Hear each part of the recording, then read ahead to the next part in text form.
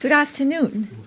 I am Helle Dale, Senior Fellow for Public Diplomacy here at the Heritage Foundation, and it is my pleasure to welcome you today to yet another discussion here at Heritage of the events in Crimea and Ukraine, which have been occupying us, our thinkers and our panelists, since the Russian annexation of Crimea on March 17, after Russia's, prior to that, military occupation and the illegitimate rubber stamp referendum over there. So we've had a lot to think about. And in fact, this annexation, I think, has been a wake-up call both for Europeans and for Americans. It's the first time, I think, that the scales have fallen from the eyes as far as the Europeans are concerned, and the events in Crimea practically detonated the reset policy of the Obama administration. So to discuss today what all this means, we have three very expert participants. Our first speaker will be Dr. Ariel Cowen, who is the Senior Research Fellow in the Allison Center for Foreign Policy Studies here at the Heritage Foundation. Dr. Cowen's area of study ranges from economic development and political reform in the former Soviet republics to U.S. energy policy and the global war on terror, as well as the continuing conflict in the Middle East. As a native of Yalta on the Black Sea, Dr. Cowen brings first-hand knowledge to the studies of the former Soviet Union, Eastern Europe, and Central Asia. He's often called on to testify before Congress and often provides commentary and context on numerous American television channels and the 3 national television channels in Russia as well. We're very pleased he could join us here today. He just flew in from Europe, so he will have the latest from that part of the world. Our second speaker, some of you will recognize from our program on Ukraine here a few weeks ago. Nikolai Vorobyov from Kiev is the editor-in-chief of the Europatrol Investigator Bureau website. He has reported from the barricades in Kiev and other Ukrainian cities since the uprisings against the former government started last November. He has also numerous times reported from Crimea, which he knows very well, and we look forward to having his personal insights into the situation over there. He is in contact with his friends and colleagues in Crimea, so we will get some of the most recent developments from him. And our last speaker is Heritage Fellow Luke Coffey. He is the Margaret Thatcher Fellow in the Margaret Thatcher Center for Freedom. Luke earned a bachelor's degree in political science from the University of Missouri, St. Louis, and a Master of Science degree in European Studies at the London School of Economics. Before joining Heritage, he was an advisor to the British Defense Secretary, the first non-UK person to hold that role, and he has worked beyond that in the Conservative Party in London, and also has been an officer in the U.S. Army as part of the Southern European Task Force stationed in Italy. He was for 12 months deployed to Afghanistan in 2005. And Luke, I think, will provide us with the European NATO-related dimension of the Crimean crisis. So without further ado, I will turn it over to my colleague, Ariel Cowen. For 10 minutes each or so. 10 minutes is challenging, Helen. And did you suggest that people turn off their phones? That is a very good suggestion. We hope that you'll all do us the courtesy of turning off your cell phones so that we won't have any unnecessary interruptions in the program. Thank you. I just came back from the nuclear summit in Holland. And to give you, as they say, the skinny up front, I think that the fact that President Obama said that we will not intervene militarily in Ukraine and that there will be no immediate NATO path for Georgia and Ukraine suggests that these statements suggest very dire things. Not that by any stretch of imagination I would suggest that we go to a war in Ukraine or over Ukraine. But sometimes somebody needs to tell the president that creative ambiguity raises the stakes for the other party, because as Dean Acheson learned the hard way in 1948, when he excluded Korea from a speech or a map, that invited an invasion of Korea, cost Americans 58,000 killed in action and scores of wounded. For Russia today, Ukraine is, to paraphrase Clausewitz, the continuation. Clausewitz famously said that the war is continuation of politics by other means. I think what Russia is doing, it's a continuation of war by other means. What do I mean by that? We saw in the Crimea where barely any shots were fired, that you had almost a seamless integration of political action, of mobilizing Russian ethnic groups and political parties, and that led to an escalation that then the special forces, the Spetsnaz, as people there called them, the men in green, and in Russian it has a meaning other than the aliens. It's when you drink so much that you start seeing little green men, or the polite ones, as they call them. This was a very well executed Spetsnaz, Special Forces operation. They took over the local legislation. People basically were forced to vote for a referendum under the gun that was pretty much 100% vote in the parliament. And then they went to a referendum, and it was a Soviet-style 93% or 97%.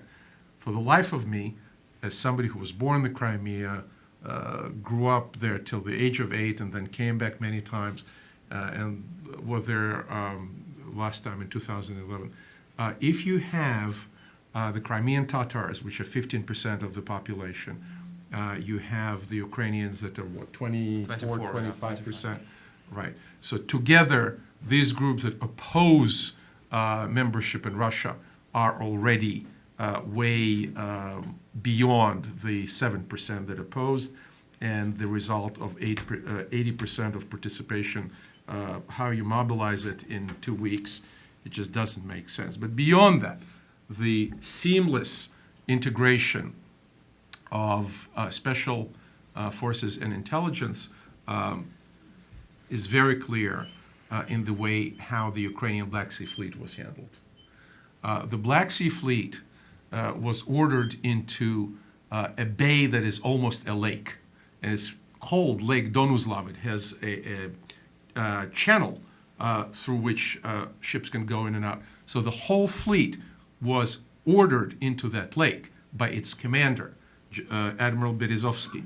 And then the Russians came and sunk old ships and trapped the Ukrainian fleet there, and then basically without firing a shot, or firing very few shots and not killing anybody, but that was a soldier in a base, that was not the fleet.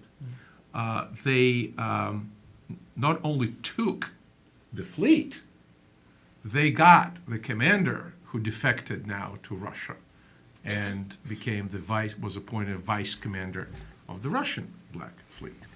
And what I was looking for was a reaction from the Ukrainian government, because the reaction for a defection of a senior naval officer, a flag officer, should be, we have a court-martial, in absentia if necessary, and we sentence him for treason. Whatever the Ukrainian uniform code of justice says a guy, a senior officer, needs to get for treason. Nothing of the kind happened. You saw that, and you saw that there were barely any batteries for trucks and cars and tanks in the Ukrainian army, that they had to do literally crowdsourcing, calling people to call in and donate a few hryvnias, or an oligarch, God bless him, Mr. Kolomoisky, stepped in and spent $6 million to buy this battery so the trucks can move. This indicates that somebody was asleep at the switch for a long time. And one thing we could do would be to work with people in Ukraine who want to defend their country, and that would include some amount of training, maybe not in the United States, but at least in Ukraine or in adjacent countries such as Poland, maybe, etc. But leaving Ukraine without means to defend itself, and one hopes that the new government can do better than the Yanukovych government that worked so closely with Russia. This would be now something that we could do, our European allies could and should be doing. After all, this is on their doorstep. But the question is, do we have time? Because Russia mobilized 250,000 troops. They are on the borders of Ukraine. There's some Spetsnaz and some militias that are inserted into Ukraine. As I said, a seamless political action leading possibly to a military engagement. And that, in my view, has to be stopped. Again, with all due respect, I have to disagree with the president who said that Russia acted from weakness. From the Russian point of view, maybe from Mr. Obama's point of view, it's weakness. For the Russian point of view, it's an expansion of Russian control of what they see as a strategically important Black Sea coast. Russia was engaged in grabbing, having access and grabbing those coasts since before Peter the Great. There were expeditions under Peter the Great's elder sister Sophia, the Queen Sophia, or the regent, before Peter even came to power. And then Peter, of course, successfully grabbed first the fortress of Azov, and then in 1698, and then expanded it to other places in what today is the Azov Sea coast. And then under Catherine the Great, they expanded into the Crimea, into northern Caucasus, and there are a lot of similarities between the tactics that were used in the Crimea, in the North Caucasus, basically as territories that were taken from the Ottoman Empire. The local Muslims were ethnically cleansed and thrown back into the Ottoman Empire of the day, so that by the 19th century, 500,000 Crimean Tartars were ethnically cleansed, 500,000 or more people, maybe more, people from North Caucasus were ethnically cleansed. So now Mr. Putin goes out and says, we have a 10th-century link to the Crimea because Prince Vladimir got baptized next to Sevastopol in the Greek town of Kherson. This is, of course, a very immediate and significant connection to why they had to grab the Crimea today. He did mention the injustice that was enacted on the Crimean Tartars, and I do believe that the Crimean Tartars will be a small but important piece in this puzzle looking into the future. If Russia mistreats them again, remember they were ethnically cleansed out by Stalin in their entirety in 1944. If they mistreat them again, there will be a call for global jihad, not just in northern Caucasus, but also in the Crimea. And there are people in Turkey who are already agitating in that direction. A lot was said about Mr. Putin and his state of mind, and there was a famous quote ascribed to Chancellor Merkel that he lives on another planet, implying that he lost contact with reality. I'm sorry, I read his speech 3 times in the original Russian. I looked through the statements that are following, and I must say that I do not agree that he lost touch with reality. It just he is shaping the reality, and it's a very different reality that Frau Merkel and Mr. Obama are accustomed to and feel comfortable in. Or frankly, you and I, Helen, would not feel very comfortable in that reality. So what does that reality mean? It means that Russia stops being a soft authoritarian country and becomes either a hard authoritarian or totalitarian country. What does that mean? It means that when the leader from the hole in the Kremlin starts using terminology like national traitors, national предатели, and the 5th column, to those who oppose a war domestically, these people, taking into account Russian tradition, can be arrested and worse. And we've seen that not just during Stalin's time or Lenin's time. We saw that even before in the Tsarist times, where opposition people who were opposing the war were arrested, exiled, or worse. Second, it means that Mr. Putin is shaping the reality to continue his rule, be it in the elections of 2018 or very conveniently now, they say, well, we got this wonderful new territory, the Crimea, with 2 million people, let's have early elections. While we have the war enthusiasm, shall we say. And the presidential term is 6 years, so that makes a lot of sense. And thirdly, and most importantly to us, it means a very different approach to defense and foreign affairs. So when people are trying to cover up their own incompetence and say, oh, this came as a total surprise to us, I would say, look at what Russia was doing over the last 5 years. They built 2 major pipelines, one of them completed, and one of them will be completed unless Europe really pushes back. The northern one, the Nord Stream, is completed, pumps gas to Germany. The South Stream is not completed yet, but will also be a major pipeline. And they bypass Ukraine from the north and from the south because possibly they anticipated a situation like that. And secondly, about 2.5 years ago, they declared that up to $800 billion will be spent over 10 years for military modernization. In a country of $2 trillion GDP, this is a lot of money. Russia today is cutting its social spending, its educational spending, its medical spending. In their wisdom, they announced that as of this spring, they will stop importing all medical equipment and pharmaceuticals into the country from abroad.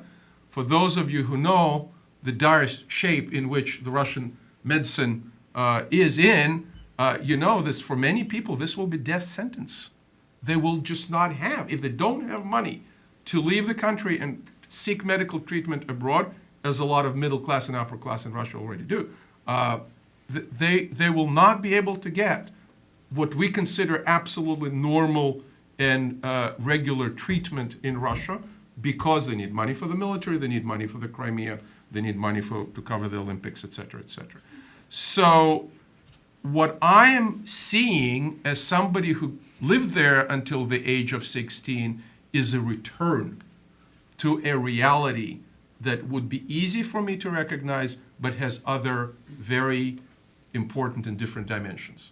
One, in the Soviet Union, with all its horrible history, mass repression and drawbacks, that was a modern and modernizing state. Science and technology were leading the way. Today, there is a mass retreat to pre-modern values, values that the Russian Orthodox Church is articulating, making the society extremely intolerant, anti-Western, remember, this is a church that not only doesn't recognize Reformation, that did not exist through a Renaissance, that did not live through a Renaissance. This is a church that doesn't recognize the split of 1054 between Catholics and the Orthodox. They are the true Orthodox Church, and everybody else is just a light. So you have this retreat to almost medieval values. You have a huge surge of nationalism and ultranationalism than the Soviet Union, while had a lot of Russian nationalism, was not officially that. So with that, and I'll be happy to answer questions, what I'm saying is we are facing a long-term strategic challenge that includes the current Russian outreach to places like Argentina. There's some unconfirmed reports that Russia may seek a naval base in Argentina, outreach to Cuba, outreach to Nicaragua. So we are back to a global geopolitical competition. I think the Russian leadership is foolish. I think the real threat comes from other sources, like radical Islamists in the South and eventually China. But this is what we have today. This is anti-Western, anti-American policy run amok. And we better here in Washington recognize what we're dealing with. Thank you very much. Thank you, Ariel. Thank you for that call to alarm. Nikolai, over to you. Hello, everybody. Thanks for the invitation. Thanks for your presentation. Yeah, well, I will try to be brief. As Hela mentioned it, I've been in Crimea many times and covered the situation, the elections, presidential election 2010, so quite familiar with the situation and can talk a lot about this. So the first bad news for Crimea is, here's Ukrainian passport. Actually, from Soviet times, we have two kinds of passports. It's inner passport, where you can use it only inside, but if you want to get abroad, you need this international passport, international ID. You can watch it after it. I have to American visa and a lot of. So today, our government, like in Ukraine, they canceled to provide Crimeans with Ukrainian passport.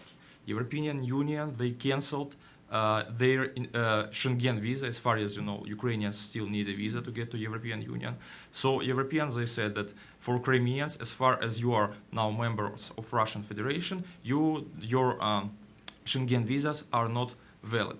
So the problem is that now Crimea is isolated not only from the mainland, from the whole Ukraine, but the whole world. That's the first bad news from Crimeans. And let's focus particularly on Peninsula, what's going on there. So about some economical issues, yeah. So the average GDP in Crimea, it's like $2,000 per year. For whole Ukraine, it's $3,000, so it's not so much. And they contributed to the state budget. Crimea, it was only 3% of whole Ukrainian incomes. In compared to Kyiv, for example, on the one city, it contributed like 17%. Like few words about history in Crimea, what happened. Like in 1944, Crimean Tartars, they were accused by Stalin's regime, by Soviet regime, in cooperation with the Nazi, and a lot of them were sent to exile, and like approximately 200,000 people, yeah, were sent to Siberia or somewhere, and 70,000 of them has died. Yeah, so you can understand that in 1991, when Ukraine became independent, they started to come back to their holy land, or how to say it, to their land. Homeland. And of course, now the spiritual leader of Tatars, his name is Mustafa Jamilov. He is a famous, during the Soviet times, he was in prison many times, and he was also exiled along with his parents when he was 7 years old. And for him, and he expressed his regards, he said, it's better for me to die than just to be exiled again. That's why. So we can understand their situation. And the population of Crimean Tartars is like up to 13%, 24 and 4% it's Ukrainians, and over like 50% they are Russians and other minorities. Also, it's important, I think, to emphasize about the last Ukrainian military losses in Ukraine, because of it was seized by Russian army. So it estimates like $2 billion out of like 51 Navy vessels. They were captured by Russians. So only 2 Ukrainian vessels left. And also over 190 Ukrainian military bases were occupied. A lot of artillery system like Buk or C-300, it's like special. It was from Soviet time, but it still works now. It was also captured by Russians. So we have a lot of debates now in Ukraine. So how could you left the territory, and not only territory and your own soldiers, but your own equipment in Crimea, which Russian soldiers can use against like Ukrainian army soon. The latest news is also that now Russians, they move their troops to the northern border with Ukraine. So from whole Crimea, they mobilize their troops to northern border, Перекоп. Northern border of the Crimea, facing Ukraine from the south. Right. Поправте мене, будь ласка, тому що моя англійська не ідеальна. Поправте мене, тому що моя англійська не ідеальна. Yeah, I ask for just maybe some commentaries about my English. So,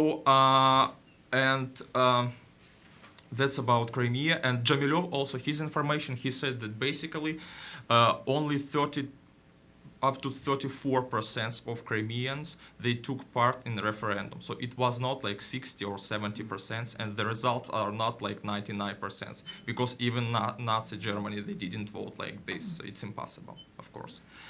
And the general situation in Ukraine, can you see a map? It's like infographic. Unfortunately, you can visualize just for visualization. So it says that Ukraine is already surrounded by Russian forces. I can stand and go just to show. Is it well? It's okay? You want me to stand? Yeah, that's why I will explain it better from this side, okay? So what happens now? So, give me a moment, please. So, this is Ukraine, this is Crimea. Let's start from Belarus. So they sent like 48,000 of their troops here on the border. Despite the Lukashenko, he promised us not to intervene, but actually I not just trust to Belarusians because they closely cooperated with the Russians. Also, on the other side, okay. Good, thanks. So like here in Belarus we have like here we have 48,000 of troops, 1,500 tanks, 2,200 armored vehicles, and 21 battle helicopters here with Belarus. Despite they say we are neutral, it's okay. So here, they're natural, especially Lukashenko, yeah, of course. This guy's which here. So here starts the border. Here the end of Belarusian border. It starts the Russian border. It's here. It's almost here. According to the last statements, over 100,000 soldiers are close to our border, including. Let's call it like northern front from Belarus. It's eastern front. On the eastern front, we have like now. Yesterday there were detected 12 tank regiment and 14 Kantamirivska Guard Division. So it's elite force of Russian Federation, and they regularly take part in parades on the Red Square in Kremlin. So they are like 20, 30 miles from our border. So here, like here more to the east with Kharkiv Oblast, we have like up to 20,000 of troops, and including Pskov Airborne Division, and approximately 240 jets. Then up to Crimea, I've already described the situation. So they just try to focus their forces on the north to close border with too close to Ukrainian Crimean border. It calls Perikop, this place. And also don't forget about Transnistria. You know, the Transnistria with the capital of Tiraspol, it used to be a part of Moldova, but Russians also have their force, their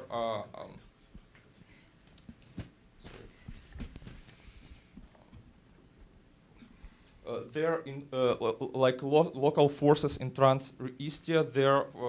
They're full in combat readiness, and they Russians said recently, like a week ago, Russians sent out of approximately 1,000 so-called spetsnaz, it's special forces. Also, like according to the media, for yesterday, they started their military exercises in Abkhazia. You know this republic, along with South Ossetia. So almost we can see that Ukraine is already surrounded, not only for Crimea, but for 5 even places. First, Transnistria, here, Crimea, here, 100,000 of troops, including elite brigades here, and on the north from Belarus. So that's how it works right now. So, and when it comes about some negotiations, I'm not optimistic about this because I know Russians a lot, and if they if they want to start the war, they usually do. So, thanks for the presentation. Gosh, thank you. It's worse and worse. More and more concerning. Luke, what are we going to do about all of this? I don't think I agreed to speak under those terms, but I do have a plan right here. No, okay. Welcome everyone to Heritage. I'm going to I am going to talk about what I think NATO can do about the situation that we face in Eastern Europe, but I fear I'm going to take a very realistic stance and point of view, and I probably will sound slightly pessimistic to many of our Ukrainian friends, but I hope that what I say will be taken as a beginning stage in what should be a long-term strategy. So something like what happened in Crimea is prevented in the future. Right now, it seems that to me that the administration is now playing catch-up to everything that's going on in the Ukraine.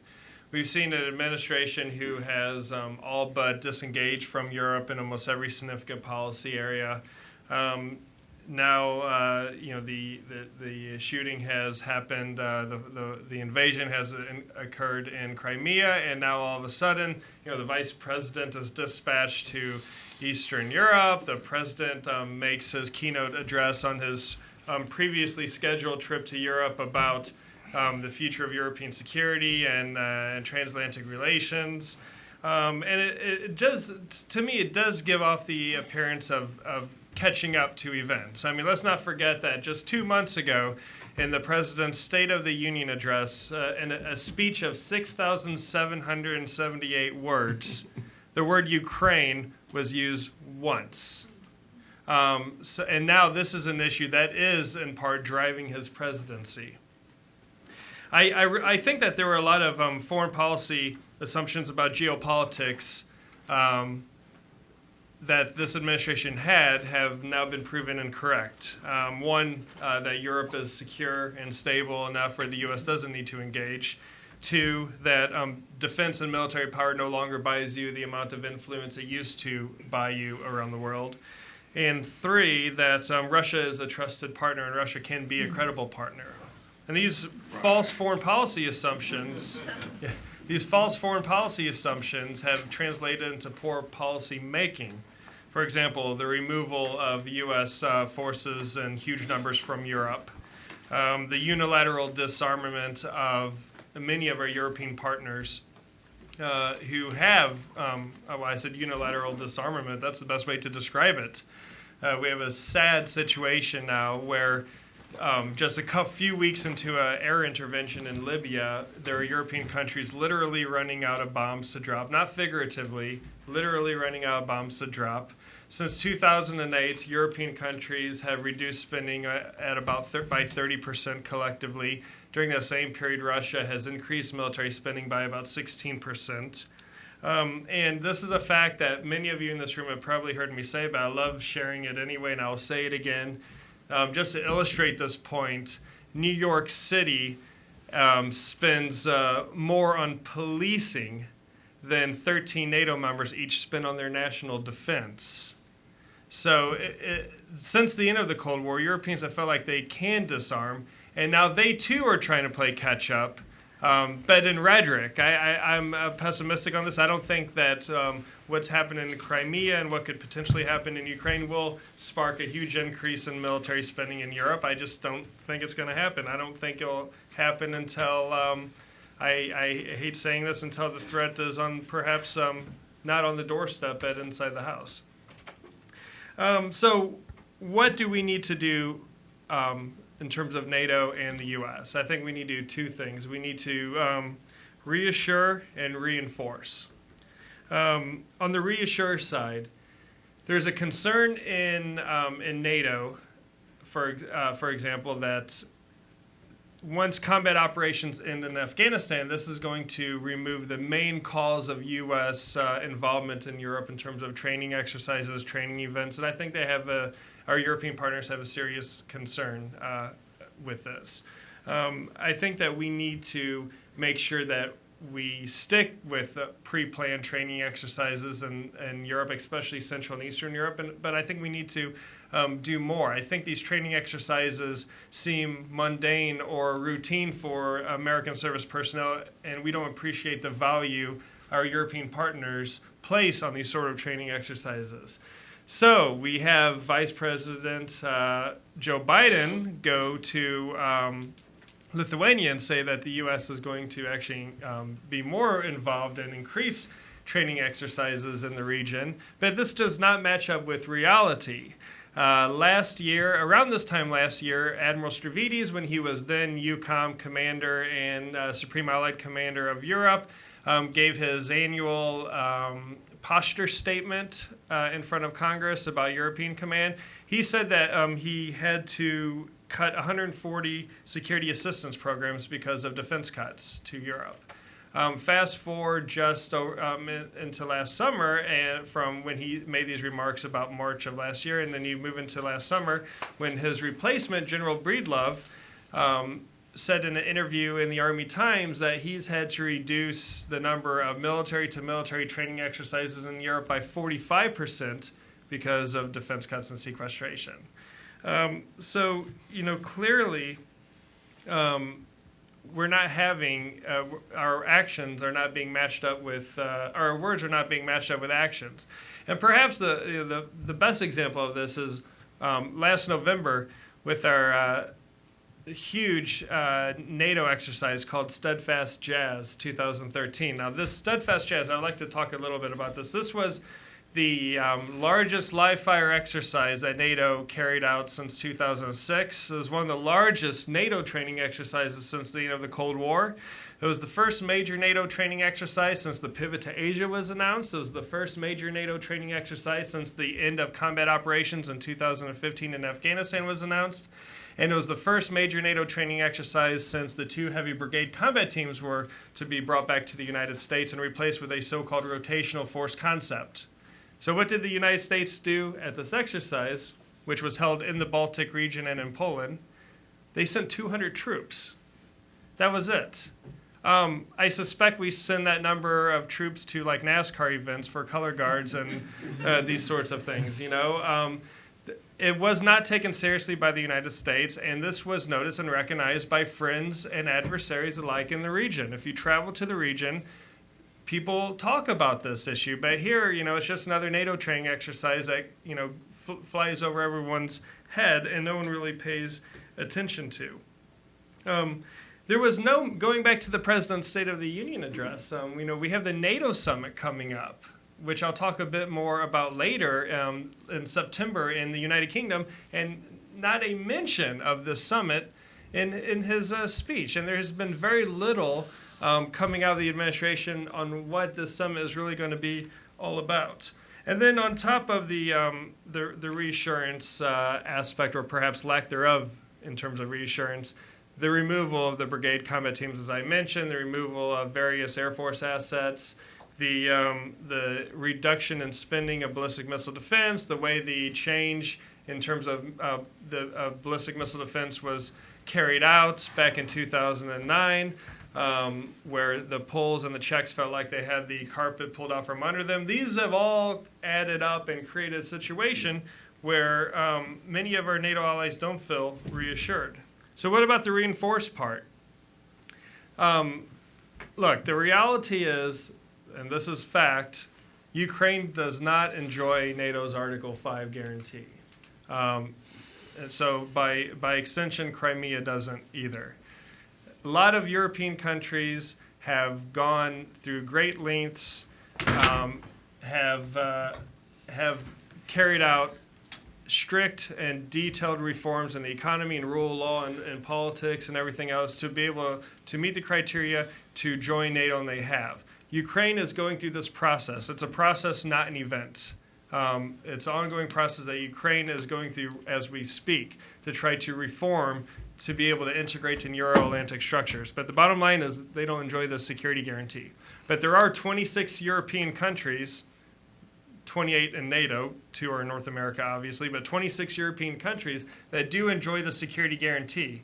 And there are quite a few of them with sizable Russian populations, and there are quite a few of them on the front line with Russia, and they do feel concerned in a way that we simply cannot understand sitting here in this auditorium at 214 Massachusetts Avenue.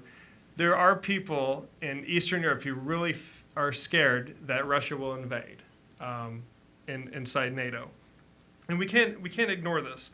So we must take action to reinforce and make sure that these allies feel secure, because we have a treaty obligation to do so. Now, if the U.S. doesn't want to do this, and we have some soul searching to do, because we've signed up to a treaty for over 65 years to do such a thing.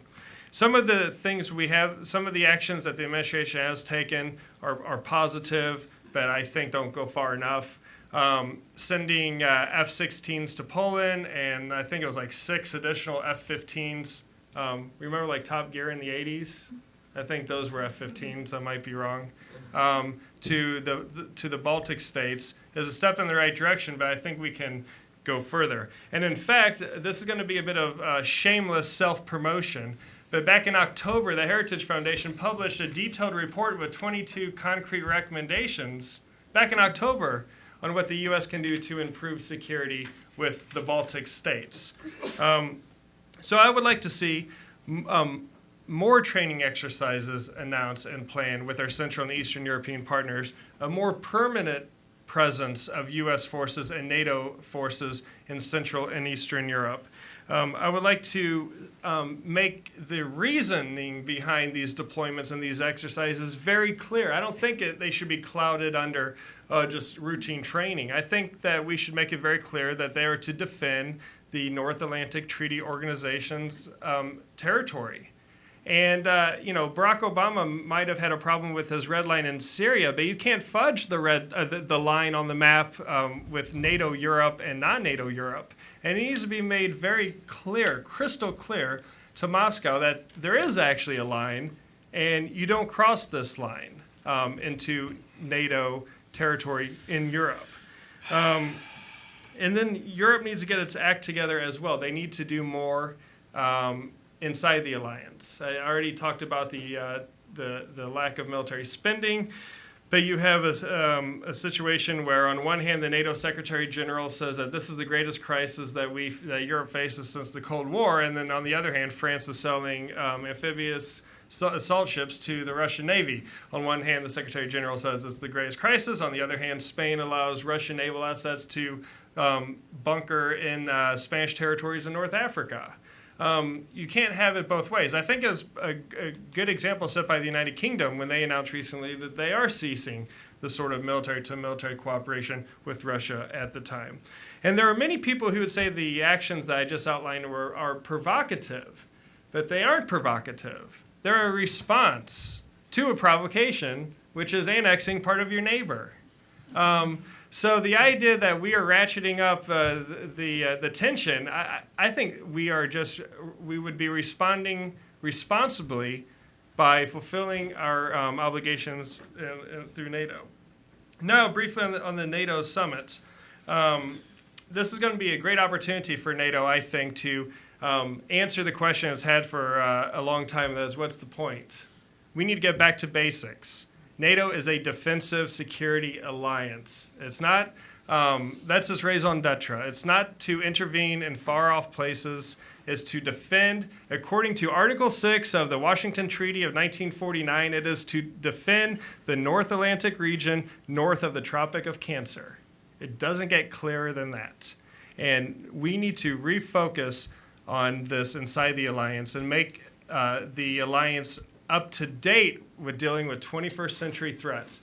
This might be cybersecurity, this might be energy security, this might be ballistic missile defense, this might be territorial defense of NATO's Eastern and Central European partners, this might be helping NATO allies deal with some of the acts carried out by Russia in NATO countries through their coercion and their propaganda of funding political parties that are sympathetic leanings towards Moscow that could destabilize a NATO ally from the inside. There are a lot of threats and concerns in the 21st century for NATO to keep itself busy in terms of defense and security. And I really hope that we finally do take this opportunity at the next NATO Summit to address this head on. So, in my opinion, it's time for NATO and the rest of Europe to do more and put some of these words into action. If we're going to say we're going to have more training exercises, then we need to plan them, fund them, and execute them. If we're going to say we're going to bulk up the defense and security of our Central and Eastern European partners, then we need to actually do that, not through words, but with boots on the ground, planes in the air, and this and that. And I think we really need to review, in terms of our force posture in Europe, the direction it's traveling.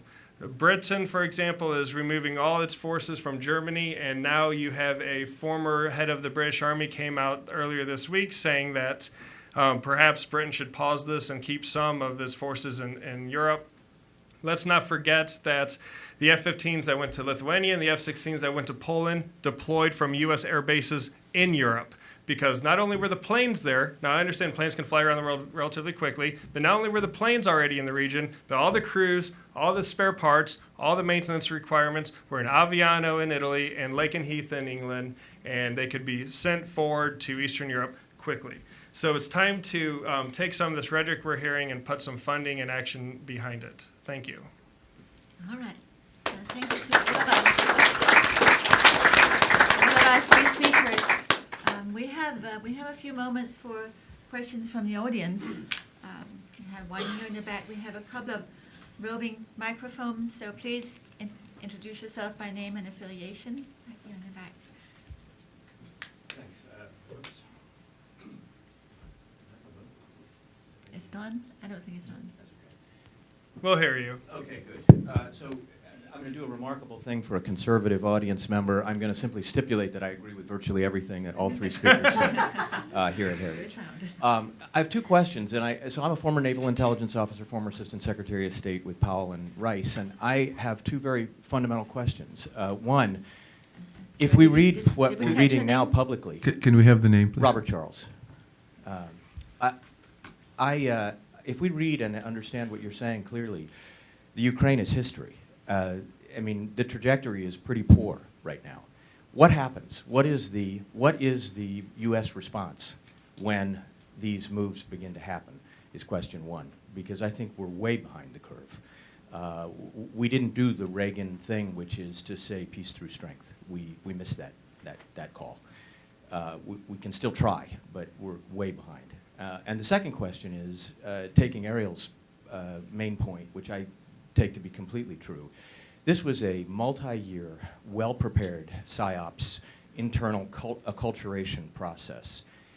If we're going to not get caught behind the curve again, where is this happening now that we also need to be aware? And frankly, I take these Russian-speaking populations in the NATO countries as obvious targets. Last thing I want to say is that just keep in mind I would just encourage you to disentangle a little bit of the anti-Orthodox thing there. There's about 10 million Orthodox, and I'm one of them in the United States, and you have to disentangle the messianistic sort of old world stuff that Putin's talking about and what I would call the very large Orthodox community, Greek, Russian, Ethiopian, worldwide, that I think are very fair-minded, reasonable, just old world Christians. I think that's an okay thing to disentangle there. So anyway, that's my question too. All right. Well, thank you. You want to Well, try, Ariel? the easier thing is the last. I specifically mentioned the Russian Orthodox Church Moscow Patriarchy. I did not talk about Ethiopians. I did not talk about my Ukrainian friends and neighbors. My Ukrainian neighbors are Ukrainian Orthodox. I did not talk about old believers, the old believer right, and 20 plus different churches, Armenians, Georgians, you name it.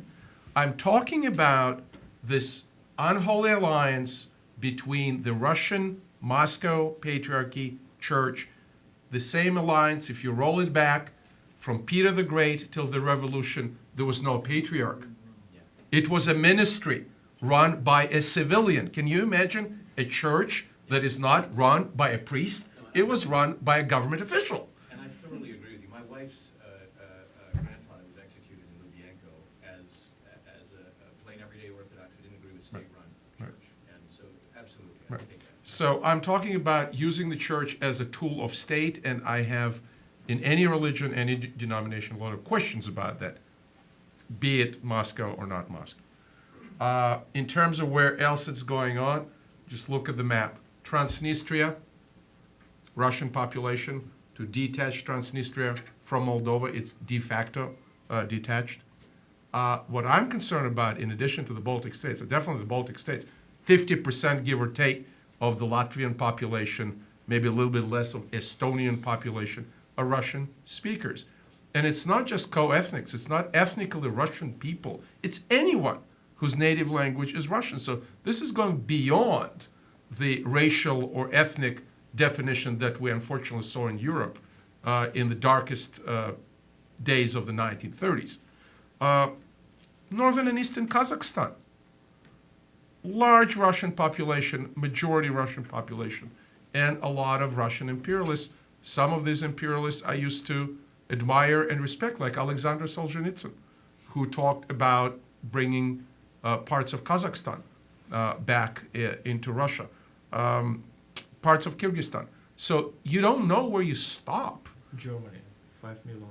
Well, I'm assuming Germany and, by the way, the native Russian land, Alaska, are still outside of that scope. Northern but, California. But Northern California, yeah, bring back Fort Ross. But seriously, if we're not vigilant, if we're not taking care of our defenses and our militaries, if we don't work with the allies, as my colleague Luke Coffey mentioned, my impression from the recent trip to Europe is that, yeah, we understand there's a threat to Ukraine, but what about our gas, our banking, our car factories? And I think it is foolish on behalf of the Russian leadership that spent 25 years since Gorbachev, and even in certain respects, even before, to build cooperation with the West, and only through that cooperation, the living standard in Russia went up and up. Russia today on PPP, purchasing parity, is something like $15,000 a year per person. That's not bad. I think the Russian people are living today better than ever before. And all of this is going to be thrown down the drain for a policy that is essentially a 19th century policy to grab territory. They have people now on Channel 1, which is, all channels are government channels, but Channel 1 is the leading government channel. There's this woman songstress that was singing about taking back Constantinople and going to Jerusalem in a crusade. And I posted on Facebook, which I'm addicted to, the Russian Facebook, great source of information, by the way, and I posted it back and said, don't forget Israeli nuclear deterrence. The Jerusalem thing is not going to fly. But speaking seriously, where are they putting that line for themselves? On the other hand, I think Mr. Putin, as a professional intelligence officer with specialty in human assets, took an assessment of the team he's playing against. Mr. Obama, Mrs. Merkel, and others, not Sarkozy, Hollande, Cameron, etc., and said, I'm going to win against that team. Which in the game, the rules and the conditions of which I, Putin, will define. And so far, Putin won and the rest of the team 0. So what do we do? Not yet. Yeah, we haven't moderated. Okay. Yeah, well, I mean, I think maybe, to be fair, we should move on to another question here, and there will be plenty of opportunity afterwards to have more debate of that. Let's have a question here in the back. Anthony Kim with the Heritage Foundation. Thanks so much for the insight. How would you assess current economic sanctions that we are putting together? So I'm not saying it's very super effective, but it seems like it's been kicking in. They've been kicking in. I've been seeing reports like 70 billion and maybe growing amount of money is already getting out of the Russian market. So if this kind of trend continues, do you see any possibility that Putin may change his strategic calculation because of the market pressure? Any assessment on economic sanctions?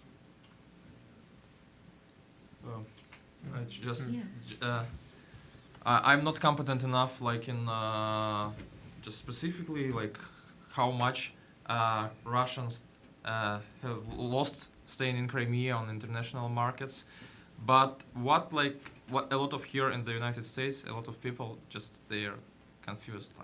The question is that sanctions against Russia until now it does not work.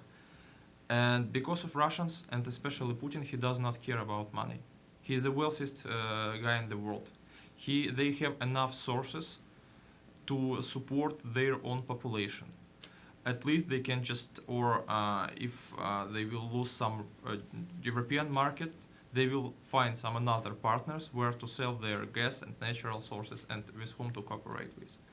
So I think that here, in this, and my colleague, he's famous Russian journalist, his name is Benediktov, he said that Putin doesn't care on money, and he's entourage, yeah, of course they lose, but for him it's much more important, that, of course from American point of view, Western point of view, it's unlogical, but for him it's more important to put his name in the history like a Tsar, or I don't know how to say, who united the whole, who restored the Soviet Union, the Soviet territory. So it's not question about money, and I'm not sure that the money is his Achilles heel. Achilles heel, yeah.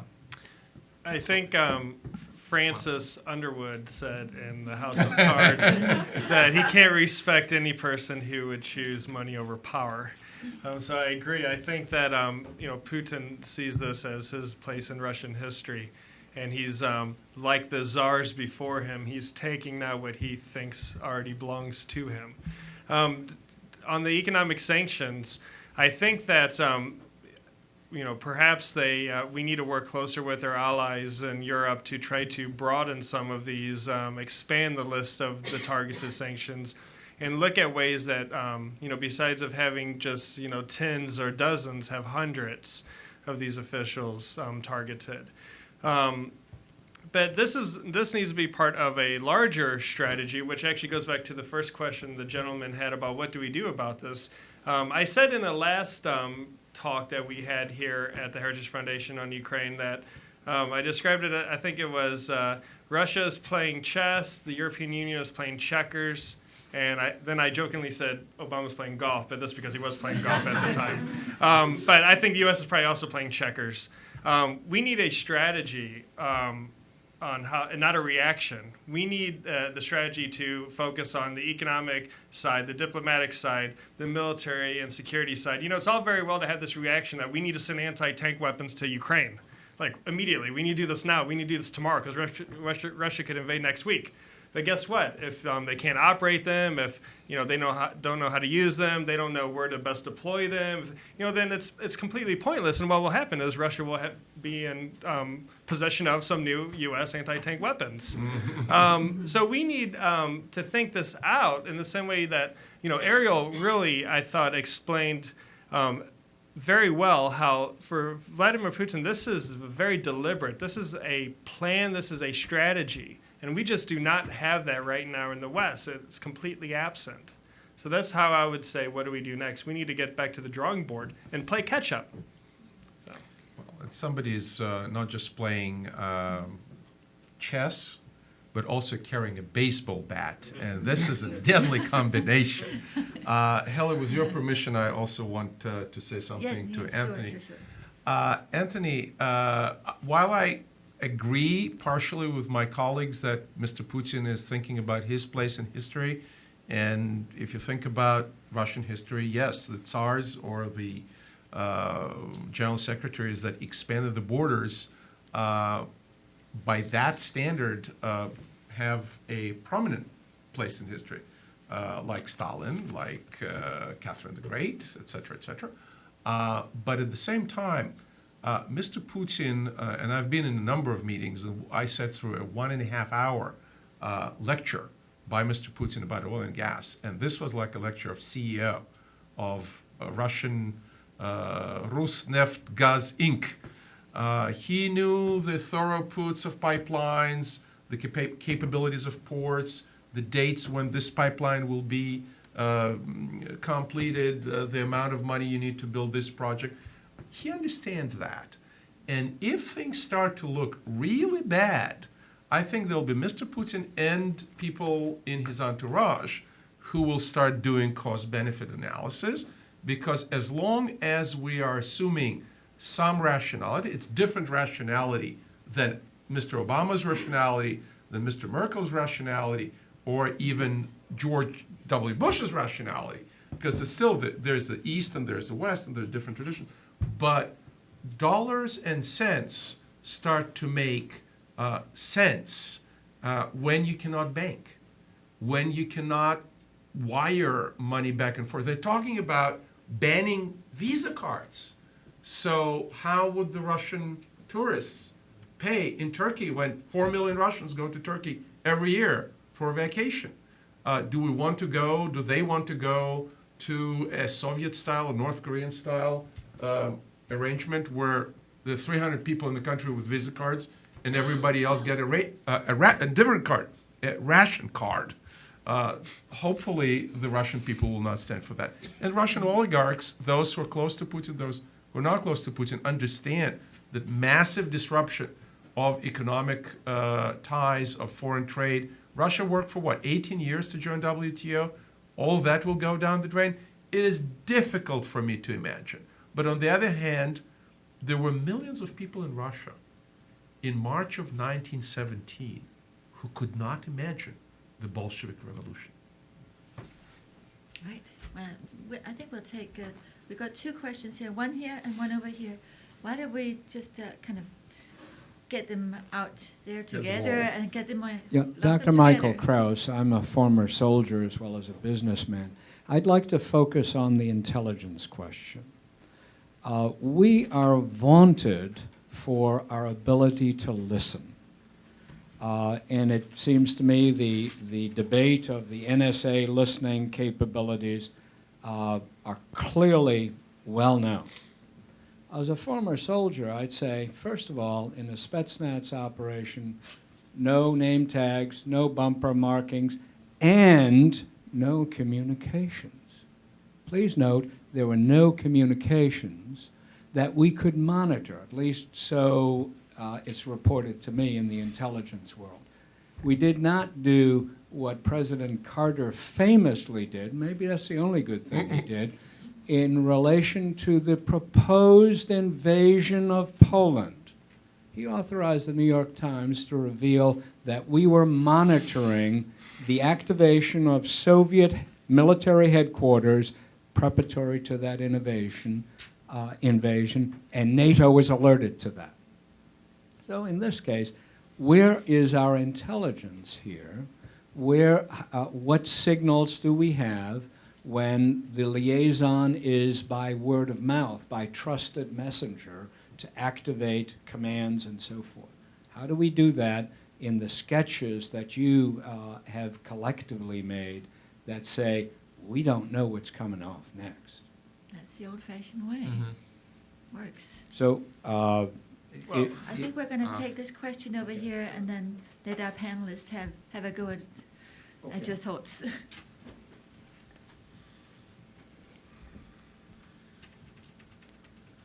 Thank you. If you were Vladimir Putin, Could we what have would your be? name, please? Oh, yes, Bill Glack. And if you were Vladimir Putin, what would be your next step? Interesting. Okay. Okay. Well, I'll answer that one first. I'll try to address your very difficult question, sir. If I was Vladimir Putin, I would do what I think actually he's going to do anyway. I know, and it's not, in this business, it's always bad to give predictions, but I'll go ahead and do it. I think he's going to stop for the next 3 or 4 years. I think he does what he knows he can get away with. We saw this with the South Ossetia and Abkhazia. He stopped just outside Tbilisi in 2008. He didn't cut off the pipeline going through Georgia. He does what he knows he can get away with minimal pain. And I think this is what he's going to do now. He's going to stop with Crimea. This is just my view, Luke Hoffey's view. And he's going to consolidate, wait, and then perhaps the next area will be eastern Ukraine or southern Ukraine. But I think that this will be, well, we are talking years and not weeks. But you never know, because events can change everything. There could be some sort of popular uprising in eastern Ukraine that facilitates a Russian response, and he conveniently has, hundreds of thousands of troops along the border. So anything could happen, but my prediction is he's going to consolidate, celebrate, and wait. And then on the question about, of course, at a think tank, I'm not privy to the sort of information in terms of what information is collected or not. But I would say maybe some of this just comes back to good old humor and analysis and just, assessing a situation and not being in denial about it. As, again, to echo what Ariel was saying, this was very deliberate. This is the same thing we saw in Crimea as what we saw in Georgia in 2008. You had political divisions that were exacerbated by Moscow in a particular country, which led to political protests, people taking it to the streets, which led to the need to protect Russian citizens, which led to the issuance of Russian passports, which led to training exercises, Russian training exercises along the border, which led to an intervention. And this is, what we saw in 2008 in South Ossetia and Abkhazia, and this is what we have now seen in 2014 with Crimea. So just looking at some of the indicators leading up to these events by some, bright people who do have access to some intelligence, I think would go a long way. I know it really doesn't answer your question, but it's the best I can do with it. Thanks. Well, maybe we should go down the line here. Okay, Let Nick fine. and I have a chance. Yeah, if I will put, it's interesting. It's interesting, just to realize when you live on the border between Western and Eastern civilization, so you can understand both.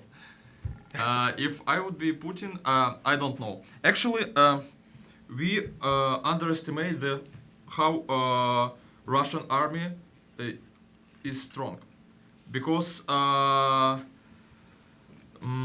despite I show you this map, and they have over few 100,000 of troops on the border, at least in Crimea, 30,000, and it was not a good idea. That's why I always as a journalist, usually I criticize it in social media. In my article, the latest decision of my government, not only withdraw but leave their troops, their soldiers, Ukrainian soldiers in Crimea, just to face against like Russians, and including equipment and vehicles and so on.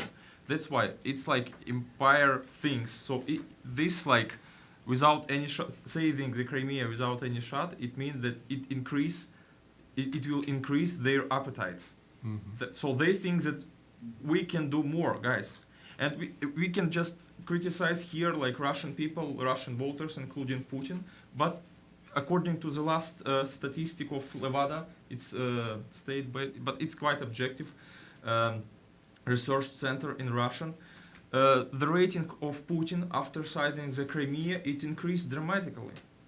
It's like up to 70%, maybe 75% of Russians, they do support the acting of Putin in Crimea. And It's 80%. It's 80%. And we saw a lot of like protests in Moscow. I've been in Moscow many times again during the protests, especially I covered these elections. And we saw in the Moscow the last time it was a huge meeting, like 50,000 of people.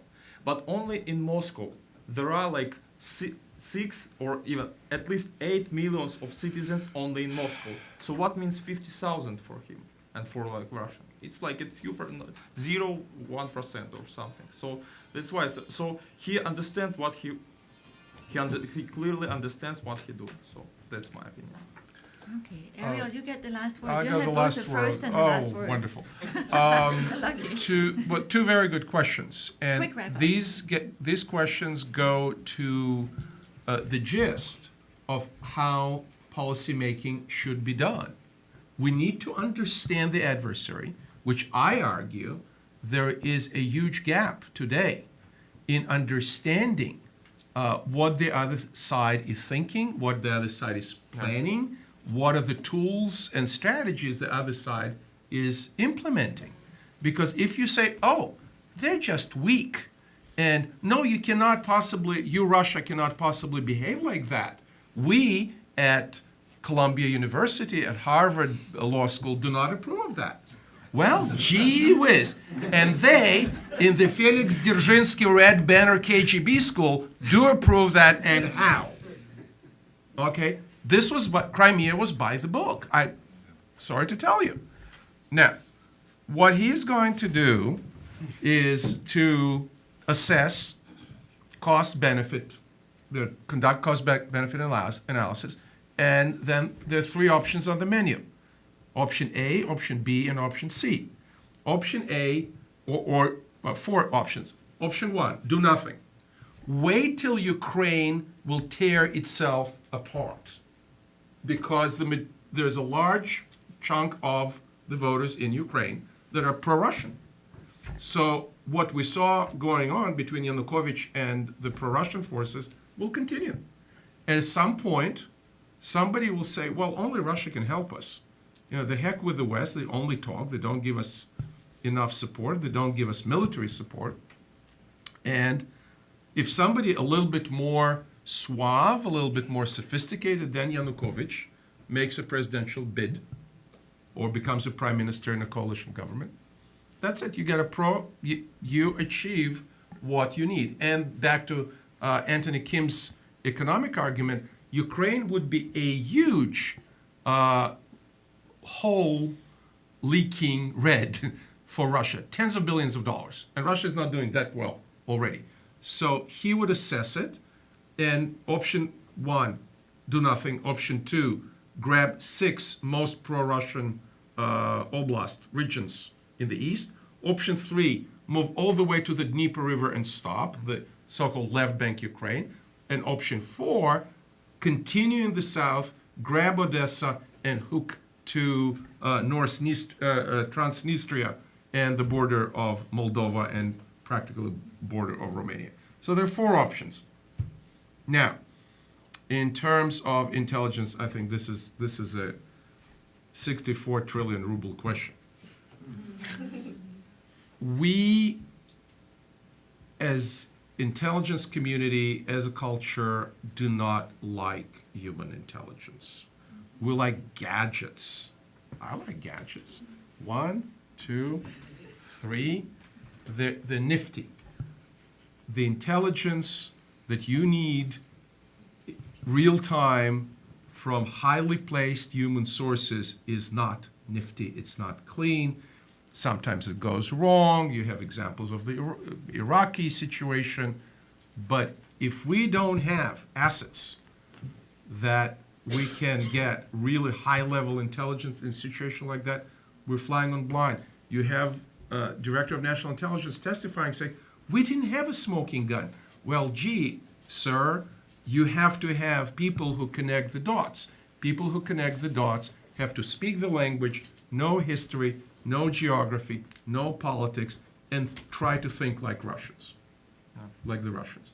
And if you don't have them, then maybe our $50 billion a year of taxpayers' money, mine and yours, could be used somewhere else. And doing CYA saying, we requested more satellite coverage a week ago, a week before this, and then requested satellite. I'm reading the same sources you do. Requesting satellite coverage is not making the outcome of this conflict one way or another. It's bureaucratically convenient. It is not strategically justified. So I think we can all agree we're behind the curve.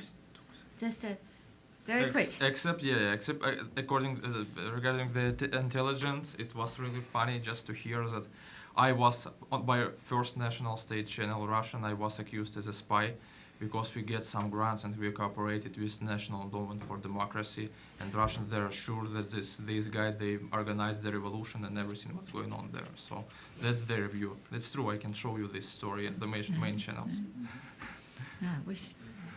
Well, that's what happens when you associate with us Americans. I'm intelligence. Well, thank you all for coming. Thank you, Todd. And I think we have a bite of lunch outside if you care to stick around.